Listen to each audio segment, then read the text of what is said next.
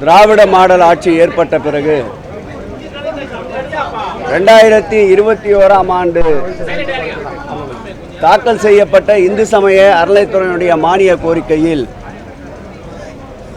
10 கல்லூரிகள் திருக்கோயில்களின் சார்பில் கட்டப்படும் என்று திராவிட மாடல் ஆட்சியினுடைய நாயகன் எங்கள் உயிரினும் மேலான முத்துவேல் கருணாநிதி ஸ்டாலின் அவர்கள் வழிகாட்டுதலோடு அறிவிக்கப்பட்ட அந்த அறிவிப்பில் 4 கலைக்கல்லூரிகள் அந்த ஆண்டு டிசம்பர் மாதமே துவக்கப்பட்டது. அந்த அரசாணையை எதிர்த்து அன்றைய தினம் உயர்நீதிமன்றத்தில் தலைமை நீதிபதி அவர்களிடம் இந்த அரசாணைக்கு தடை கேட்டு உயர்நீதிமன்றம் சென்ற நிலையில் அவர்கள் தடை ஆணைக்கு முன்பாகவே சென்னை கொளத்தூரிலேயும் திருச்செந்தூர் திருக்கோயில் சார்பிலேயும் அர்த்தநாரீஸ்வரர் திருக்கோயில் சார்பிலேயும் பழனி தண்டாயுதபாணி திருக்கோயில் சார்பிலேயும் 4 கல்லூரிகளும் வாடகை கட்டிடத்தில் துவங்கப்பட்டது.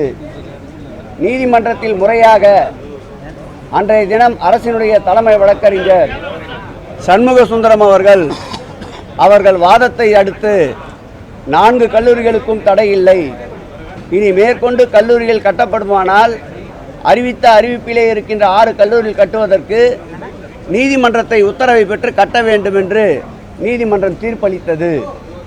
அந்த தீர்ப்பின் அடிப்படையில் மேல்முறையீடு மனுவாக உச்ச நீதிமன்றத்திற்கு சென்றார்கள்.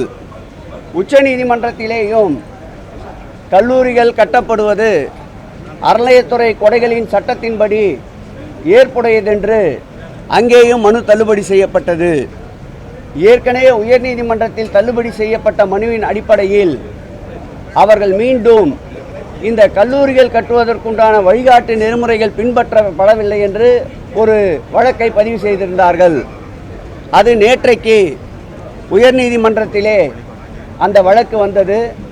அந்த வழக்கின் அடிப்படையில் உயர்நீதிமன்றத்தின் சிறப்பு அமர்வு மாண்புமை பொருந்திய நீதியரசர் ஜெயச்சந்திரன் அவர்கள் தலைமையிலே இருக்கின்ற அந்த பெஞ்சிலே கல்லூரிகள் கட்டப்பட்டது நியாயம்தான், முறையானதுதான், அறநிலையத்துறை என்பது அரைக்கொடைகளின் சட்டப்படி அந்த கல்லூரி கட்டப்பட்டது நியாயம் என்ற ஒரு தீர்ப்பை, வரலாற்று சிறப்புமிக்க தீர்ப்பை, திராவிட மாடல் ஆட்சியினுடைய நாயகன் அவருடைய திட்டத்தை நேற்றைக்கு உயர்நீதிமன்றம் ஏற்றுக்கொண்ட மகிழ்ச்சியை தான் இன்றைக்கு உங்களோடு பகிர்ந்து கொண்டிருக்கின்றோம்.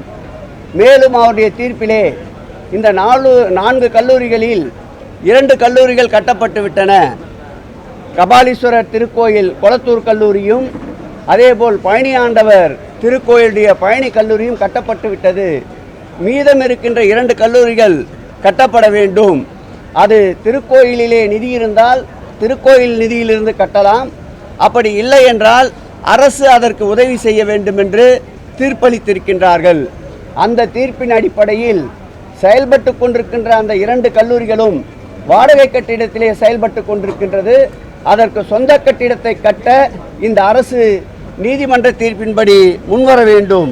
அதோடு மாத்திரமில்லாமல் ஏற்கனவே நிலுவையிலே அறிவிக்கப்பட்டிருக்கின்ற 6 கல்லூரிகள் கடையம், கலசப்பாக்கம், அணைக்கட்டு, திருக்காட்டுப்பள்ளி, அதேபோல் லால்குடி, சென்னை கீழ்ப்பாக்கம், அந்த 6 கல்லூரிகளையும் ஏற்படுத்துவதற்கு இந்த அரசு முனைப்பு காட்ட வேண்டும் என்று இந்த நேரத்திலே கேட்டுக்கொள்கிறேன்.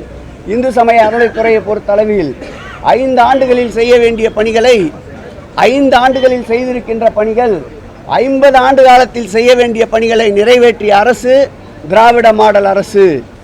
ஆன்றோர்கள் சான்றோர்கள் பாராட்டப்படுகின்ற அரசு, ஆத்திகர்கள் நாத்திகர்கள் அனைவருக்கும் உண்டான அரசு என்பதை கடந்த காலம் நிரூபித்ததை போல் இந்த ஆண்டும் கடந்த காலத்துடைய திட்டங்களை அவர்களுடைய வழிகாட்டுதலாக எடுத்துக்கொண்டு நிறைவேற்ற வேண்டும் என்று பழைய இந்து சமய அறநிலையத்துறை அமைச்சர் என்ற வகையில் என்னுடைய கோரிக்கையை வைக்கிறேன்.